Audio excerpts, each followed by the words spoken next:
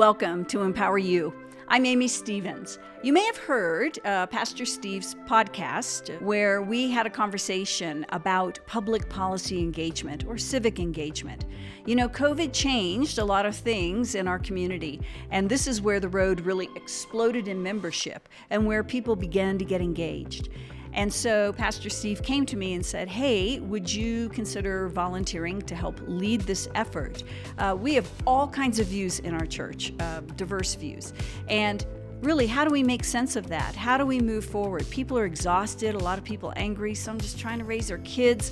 How do we stay engaged? And I'm convinced it's through big, important little things that you and I can do every day. And that's what you're going to hear on these podcasts. You're going to hear from people in the community, school board members. You're going to hear from people that work in the pro-life space. You're going to hear from legislators, people that are going to talk to us about what their lives are really like, what their jobs are really like, and actually how we can make a difference and or support them. And so that is the hope for Pastor Steve. That's the hope that I have, and we look forward to engaging with you.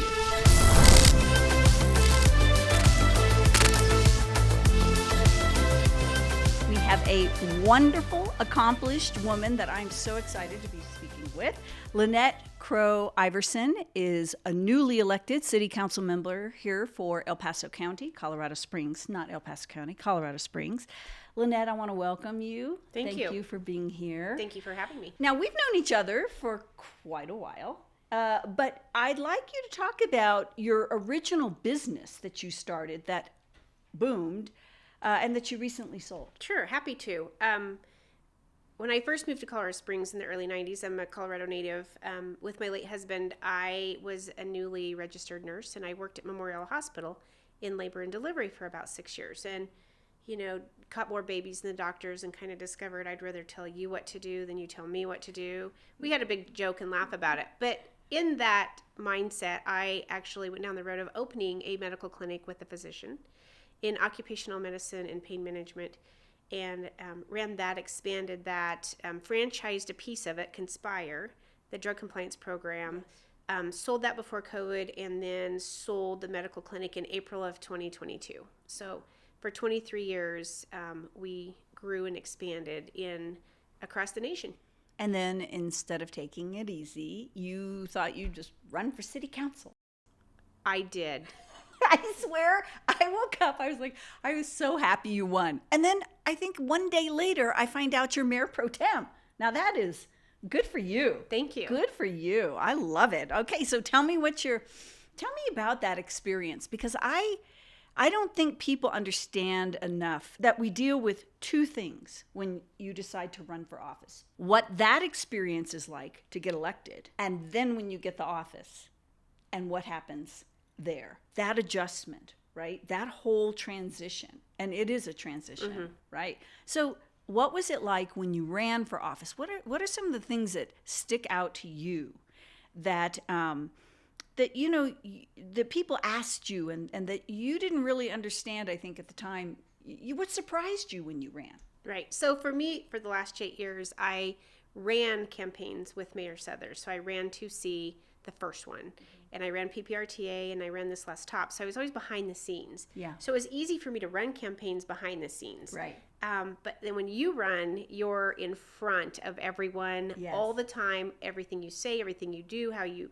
comb your hair, what you wear, it's all critiqued. And so it's a whole different ball game, right? You hear a lot more you get inundated with emails on your opinions and who you are and what party you're affiliated with, because it's a nonpartisan race. And so, and all the voter questionnaires. Right. 30. Oh my goodness. 30 questionnaires. Okay, we're one of them. Stopped at 30. We're one too. But it's, luckily you can cut and paste some. Yeah. Which I did, honestly. Right. But a lot but you that's can't, because it's per industry. Right. So the industry has questions you wouldn't have. Right. You have questions that Downtown Partnership wouldn't have. Right. And so on. So you really get educated in that process as well of what's important to organizations in town, what's important to the citizens, because you get a lot of emails based on recreational marijuana, based on taxes, based on potholes, anything to do with the city. And so you really do get to educate yourself in those 3 months of what's important to the community. And you probably are set up in a good mind space to hit the ground running until you're in that seat, and then it shifts. And then it shifts. Yes. And one thing before we get into that, people are often confused about the differences between City Council of Colorado Springs versus being an El Paso County Commissioner.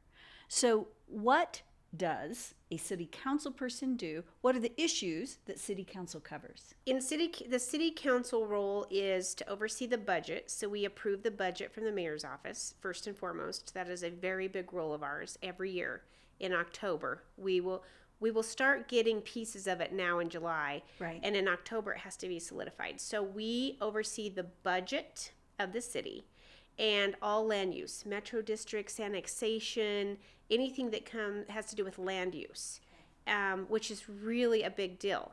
Right. For especially right now. Right. And the city council is the board to our utilities, which is a nonprofit. That's an interesting relationship, isn't it? You were asked, I believe, I remember seeing this, what would you do with utilities? How is that transition?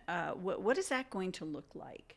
It's not a common thing. It is not common Right. to have a city-owned utility. Yes. And, we talk about it being a $2 billion utility, but if it was traded on the market like other utilities, it would be a $6 billion utility. Wow. So you have 9 Wow. city council members running and making decisions on behalf of your very big and very growing utility that now has a lot of mandate issues coming down from the state and the feds on clean plan. Yes. And coal and Yes. electricity, and it's a big lift. It is a huge lift. I remember in state office, I had a very controversial vote because the Obama administration had wanted to tell the state how we were going to cut back. And the state pretty much said, no, thank you very much. We will do that. We will decide. Now, that entailed a vote on Drake. It entailed Yes. a number of things that is very complicated, Very. right? And at the time, and still am, I'm very supportive on natural gas.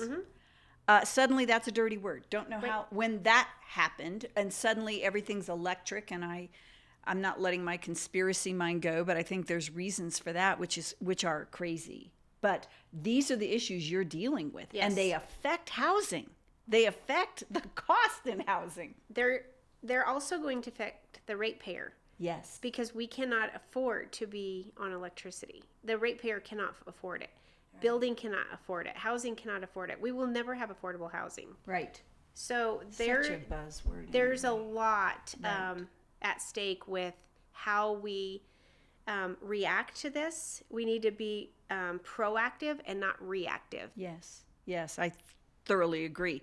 So when we get into then, you get elected, then I wake up in the morning and one day later you're our mayor pro tem, which is amazing. Okay, so what then was that transition like between running for office and then getting into office? So now you're sitting on the dais, Yes, and now you have the concerns right in front of your face. yes, And many of them do have to do directly with what you do as a city council person, and a lot of them don't. But you still have to be very respectful, and I would never shut the door to people coming and expressing their opinions and their thoughts, because if we ever go down that road, that would be a terrible day. So, it's long days of listening to opinions and concerns and worries of the citizens, and so that's democracy, and that is a great thing. Unfortunately, some of it should be over at commissioners. Unfortunately, a lot of it needs to be up at the state. right, Because there are laws that are coming down from the state. Yes. And that's why elections matter. Yes. And this is what I say to people, elections matter. Yes. You need to go back up to the state house, because there's nothing we can do about some of the decisions Yes. they have made right. at the state. We can only make decisions around our city, our budget, and, Right. anything that has to do with the city. That's interesting, because I think within city government, there are areas we want to bring it down to its most local, we would say, right? Power. Right. Even, the state, having been there, I almost want to rely more on my city and or municipalities to protect us in many ways. And Right. I know that you get requests as sanctuary cities for this or sanctuary for that, whatever. And there's a part of me that says yes, particularly when we went through COVID, right? Our Yes. county commissioners ran a resolution. It's really how this church got involved in so many things because of the clampdown on freedoms during COVID. And I know you are a nurse and you believe in personal autonomy and you believe in health freedom, right? And yet you've sat on boards, you've watched this. I'm interested in your thinking, particularly on that at a local level. And to be fair, nobody knew. It happened so fast and it came barreling through that nobody knew really what was the truth and not the truth. Nobody knew how to react. And in government, there's some things you can do coming from the feds, coming from the state, that you have to be careful for. And I applaud Mayor Suthers. I think he did a really good job. And I think the county commissioners did a really good job holding the line where we could. We were the fastest metro city in the state to come out of COVID financially. So we clearly didn't clamp down as hard as many. Right. Didn't follow exactly what everybody wanted us to do. And council was split. Some wouldn't come back, to council for 3 or 4 months or even a year or two, just based on fear and the fear mongering that went on. And then some held the line. So it was an interesting dynamic at that time. Yes. And it caused a lot of division, which I think was part of the plan. Ah, yes. Yeah, And, sure. But I think our city did, hindsight, there's things we could have done better. And we've all said that. But I think any major thing would happen in the future, I think we're better prepared to kind of have an idea of what that looks like with personal freedoms. Yes. Target can stay open, but your boutique can't, and you're selling the same thing. Right. Things like that. Right. That's And your ridiculous. church. And your church. And your right. church. And your church. Well, yeah, but to the point of, Right. the business and, Yes. liquor stores are essential. Yes. Marijuana is essential, but your church isn't. Right. And yeah. Oh, yeah. Right. And I agree. I thoroughly agree. And maybe this is an area of future conversation, I think, to avoid some of the pitfalls that happened. And, I was reading a scripture this morning, and I wanted to talk to you about it because I don't think sometimes people understand, particularly in this age of social media.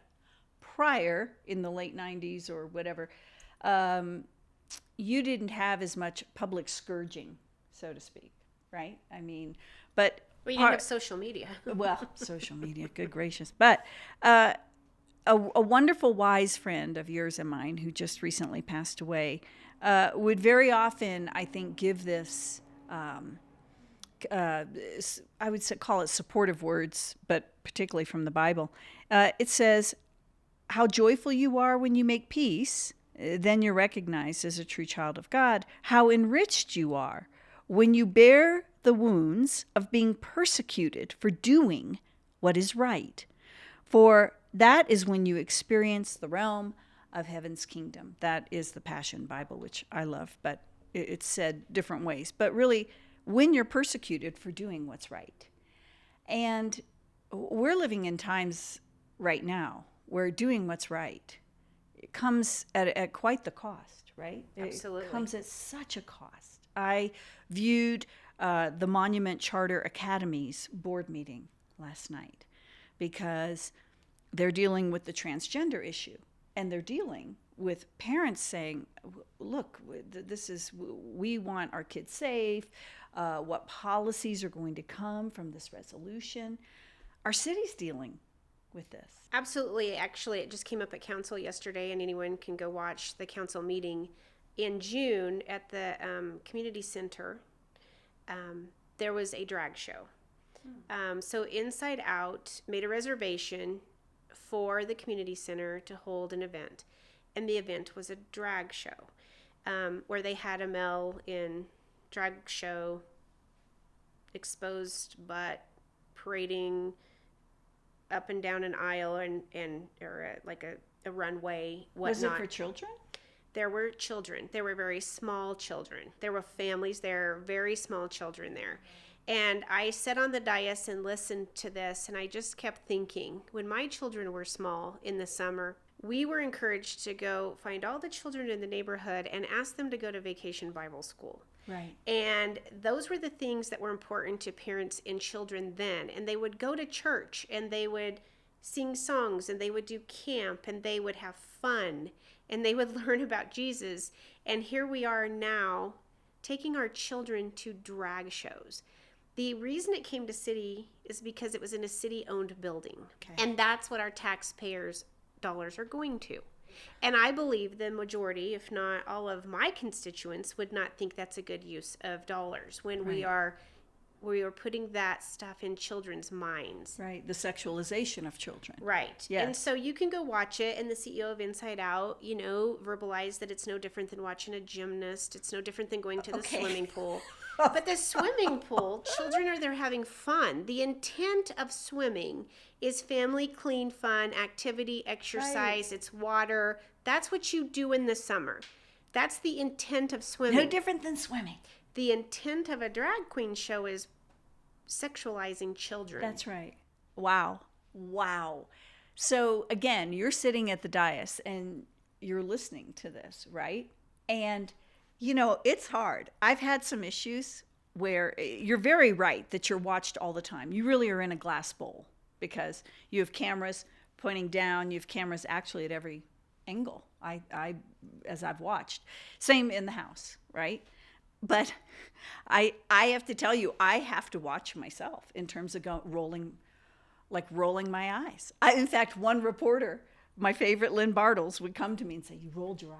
And I have to go, "Oh, hey, stop that." Because some things are so outrageous. Mm-hmm. They're so ridiculous that you're going, wow, okay, I thought I'd heard it all, but today we're at a new point. And respectfully, you have to. You just these are things that you learn on the job, right? And these are tough issues. Yeah, for me, it wasn't even an eye roll. It was very sad. It was very sad to think that there's actually people out there that think this is okay for our children. And Councilman Donaldson asked the question, were there small children there? And they said yes. There were, how young? Very young. I mean, it's recorded. Very young children. Wow. This is the problem with America today. Yes. What are we teaching our children? What are we instilling in our children? What's the next generation going to look like? So when you talk about the scripture, light versus dark, yes, of course, we have to listen, and we should listen. Right. But to agree and to go along with for our children, for me, is not okay. And I'm very convicted that this is evil and it's a spiritual war. And I can tell you this council will be putting something in place that this does not happen again. Wow. Well, thank you.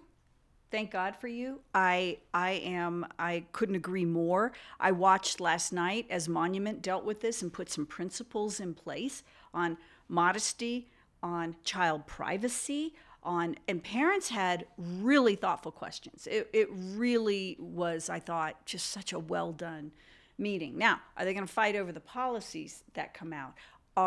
Could there be some legal action with the state? Because there was a law passed this year on some of the Title IX issues, which, as someone and you too, pro-woman, I disagree with biological males being able to participate in women's sports. Absolutely. That women have fought so hard to attain a level of leadership. We had Eli Bremer here on EmpowerU, and Eli brought up an excellent point that women who participate in sports, really the numbers of them going into executive positions and holding leadership positions is very large. Do we want to strike women down from being able to accomplish that? And all the things you learn from sports, right? Right. Amazing. Well, to me, it's common sense. It's an unfair advantage. A male is built different than a female. It's ridiculous to think that... it's just, now that's an eye roll. That's more of a, you've got to be kidding me. Right. In what world? Right. Is that even a thing? I mean, Yes. Who would have thought? So, absolutely. I But hear at you. some point, we have to be the light, but we also have to love what God loves and hate what God hates. And God hates that sin. He loves the people, and we love the people. Yes. But we don't love the sin. Right. And when you're an adult, you can make those choices. But when you're 5 years old... Right, with a developing brain. That's right. Yes, no, developmentally, that's crazy. There is a passage I read today that as your profile grows, as a leader that it takes more courage at every step of the way, because your profile is growing, your profile has grown. You are going to be in the middle of this whole, and the city has been in the middle of all of the marijuana / mushroom, all of that. Tell me what's going on with that, because I think the byproducts, particularly when you came from, you had Conspire, which looks at employee testing, drug-related testing, which is insane right now, the amount of people that just use marijuana and are driving around. And Right. it's just, and the amount of accidents that we have and lives lost, but no one wants to talk about that because the media shuts that down. Tell me what you've seen, because I think the days ahead, particularly on the mushroom issue, is very important. Well, lucky for us, we are a home rule state, which Yes. is one thing that Governor Poulos would love to take from us. Yes. And he was at CML this week. Yeah. And saying He was. there he's not done, and that is a priority for him. And so the city's better gear up for that, because he would love to take that away from us. So we Yes. are able to vote on recreational marijuana and be able to, and the voters voted. Right, they did. In November. They did. And it, passed that that's not something we want in our city. The voters had the right to do that because we're home rule. And even though when the polling was close, but I had faith. I knew they'd come through because people are waking up to it. The education is there. There's a reason it's a scheduled drug.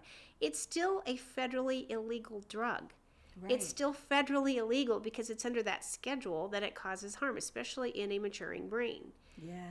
So we still have that power and authority in our city, and I think as long as we continue to keep that, and again, because it's federally illegal, any company receiving federal dollars has to test, and they have to show the testing. And so federally, they crack down on anybody receiving federal dollars, DOD companies, Right, military. right. So it's very much a confusion between the state and the government when they're saying this is dangerous and you're not getting money if you don't test your employees. On the one hand, it's legal. I was And in the office when employer- that thing passed. And the employer has the right Goodness. to test. And Right. so it is confusing to Yes. people. Yes, it is. It is. And it is, I even locally, right? When Palmer Lake in our area was looking at the marijuana issue, and my husband wanted to run a resolution saying, Monument doesn't support this. We want to protect our children because we're getting closed in on Right. either side. And there are people, again, his colleagues were like, oh, no, we can't tell people what to do. And he said, we can't tell people when our kids are going to be in the middle of this because of these different bedroom communities. You're crazy. You've got to be kidding me. But we have that up there. I don't know. We can't really say that. Can't do that. And I, for one, think it's crazy because the amount of addiction issues we're seeing with kids Oh, absolutely. everywhere is just stunning in this state. There's many studies of cities who do have recreational marijuana. They tax it, and this is the big thing for the pro is, well, we get all this tax money, and we'll put it to prevention. Well, that in itself is an oxymoron. So why would you need to do that? But the cities that do have recreational marijuana, if you look at their studies, for every dollar that they bring in on the tax, they spend 3 on prevention and social costs, meaning homelessness, Yes. addiction, emergency room visits, health care. So the 1 to 3 ratio and the studies have been done. It doesn't make sense. Doesn't even pay, No, frankly. It doesn't. We actually pay. And crime. Right. Right. Exactly. Police, Right. crime, Right. the And social cost. the social cost is huge, right? Absolutely. And, the medical provision part, was the gateway, right? It was the, and we still have a gray market going on. We still have a gray market when that was predicted the moment that thing passed, which is insane, right? That Right. just is crazy. Well, and back to educating the voter. People are awake now. And they're Yes. starting to pay attention. But when Yes. 64 passed, because the language said that the proceeds of the sale of medical marijuana would go to building construction of schools. And so people thought, oh, they're going to put money in schools, meaning raises for teachers or laptops or air right. conditioning. No, it's building. It's construction of new schools. How many schools are we building right now? That, and by the way, we have schools that are empty. Closing. Yeah, exactly. So again, back to the voter not being educated on what they're reading and being tricked into something ridiculous where we're going to do something bad for good or good for bad. Yes. Again, is, a split mind. And so after that, people are like, well, if I wouldn't have voted for it if I knew. I hear so many people say that now. Right. Well, that train left the station. That train is you're not putting that back in. And No. so No. we have HVAC issues. You saw through COVID, schools didn't have ventilation, so they couldn't open. That money did not go to schools. That money was to construct schools. And I don't know even how easy that was to get. Right. So where is the money going? Because Prevention? Addiction programs? Think about it. Yeah, listen, there's always someone, every year with the program ready to go. We'll save, and by the way, prevention, I get it. Yep. Right? From a holistic health point of view, prevention, I'm there. But very often, people don't want to see the numbers. No. Particularly in this issue, right? This is Right. this is an issue where your numbers actually aren't adding up. Well, and when I would go to a lot of debates on this, during 64 before it passed, and parents would say, "Oh, Lynette, I did marijuana when I was in college. Look at me, I'm an attorney now." In the 70s, it was like your daddy's ditchweed. You had one joint that was probably 8-9% THC, and you passed it around the room.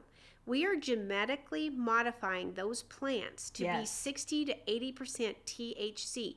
It is not the same drug. Yeah.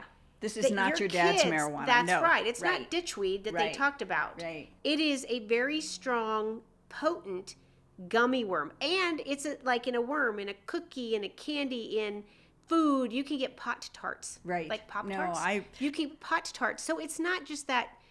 I've never done it in my life, but I was, terrified of my parents, and I lived in a small farm community, and we just didn't do that, right? Well, you're better than I. You're better than me because I was not terrified. I did not do drugs. I did not, but I've studied them at length over the years, right. and they just, again, weren't educated. There was I hate regulation, but they should have at least regulated how you could modify that plant. Right. Because now you've got plants, and who knows what's in those plants? Fungus and mold, and who knows what they're putting in them. But we're finding it out. People are starting to ask on that, and I think it's a good thing. I want to round up our conversation here with how, as a uniter, because that's what I know you and your career as. How do you unite those, particularly that you're working with right now on council? How do you come to some consensus on where you should go on difficult issues? How do you relate in those ways? How do you bring people around? How do you attempt to do that? Well, I think for me, it's not even about personalities and getting into political issues. It's the facts. Here are the facts. Here's how it's going to affect our city. This is going to then affect our citizens. Right. And is that what we're here for?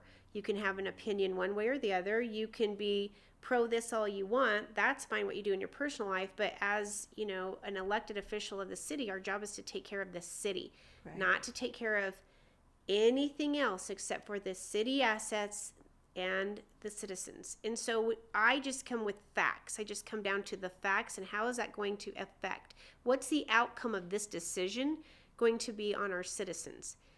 And I try to stay out of the emotional part and the drama part. And if you can just keep listening and bring it back to the facts, then I think that's been beneficial. I don't know that, we're only in 9 weeks. Right. We've only had a few votes. With many more to come. Yeah, with many more to come. Yeah. Some disruption in utilities and which way they want to go and direction they want to go. Right. And, how are we going to fix and pay for all of our infrastructure that's really old, and, how are we going to annex and still keep up? But I firmly believe in private property rights. Boy, yes. So I'm not growth. I'm not annexation, but at the same time, how are we going to pay for that? And what is that going to do to the ratepayer? So these are really hard decisions. Very hard. Oh, I have I just feel for you because seriously, one thing I've seen particularly where I live, and where now a lot of people that are fleeing Denver from crime, and then they come down to our bedroom community and put their kids in the schools, and they have a very different view coming from Denver, and then they'll commute to Denver. To me, there has been almost it's frightening to look at. I see it in the Gazette, I see it in the papers. Your land as a developer is my land. I have a right to tell you, well, I get it if you want to apply for permits, and we go to the town councils and we do that. There's been this growing, oh my gosh, we have so many apartments. You're just wrecking my view. We don't need another apartment in the space of this table, okay? And it's become, and I've watched conservatives and Republicans get this way. And literally, it was the fight that we had in Monument. I mean, this whole, not just anti-development, but that your land is my land. Now, your land hadn't been used for years, so therefore, who do you think you are suddenly wanting to put a Whataburger or whatever in my community, right? Right. How do you deal with that?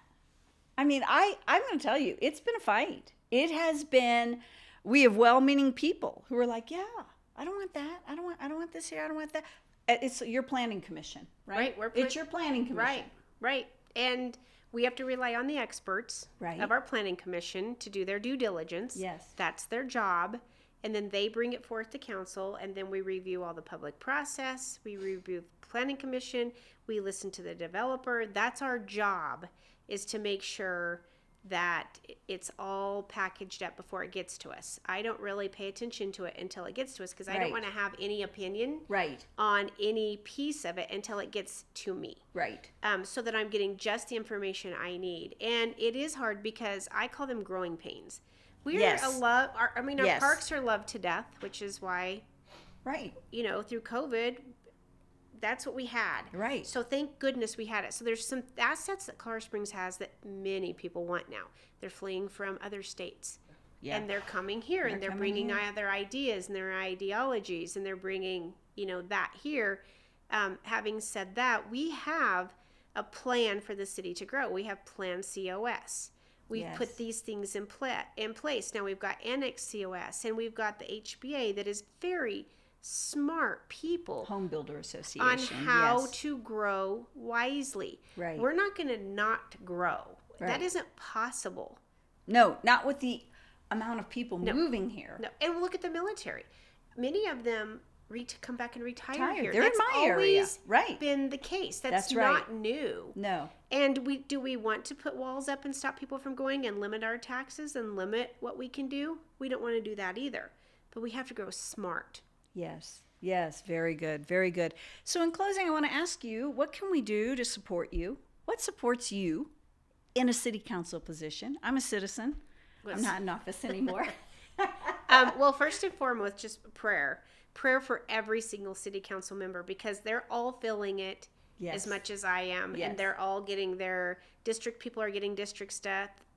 Our at large, we're getting at large. I mean, we're getting it from everyone. So I just think that there's power in that, and for each one of them, just to have the discernment that they need to make the decisions based on the city. They have favor to be in that seat. That's right. So how do we, keep our city going in that trajectory? Because we're a faith-based community, and we pray, and then we're a praying city, first and foremost. And then, pay attention to what's coming to council. Look at the agendas. See what's on. See what's coming. Watch the council meetings and get involved in these situations that if you don't do anything, then that's on the citizens too. This is your city. You voted for these people to be in city council. Reach out, give your opinion, show up at council when you think things aren't right for the city. I mean, we do listen. We do read those emails. We do pay attention.